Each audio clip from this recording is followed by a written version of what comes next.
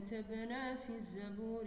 من بعد الذكر أن الأرض يرثها عبادي الصالحون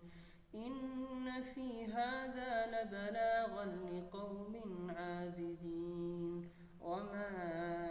أرسلناك إلا رحمة للعالمين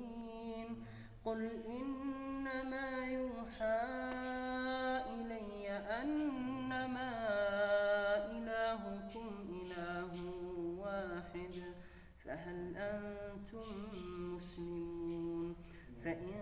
تولوا فقل آذنتكم على سواء وإن أدري أقريب أم بعيد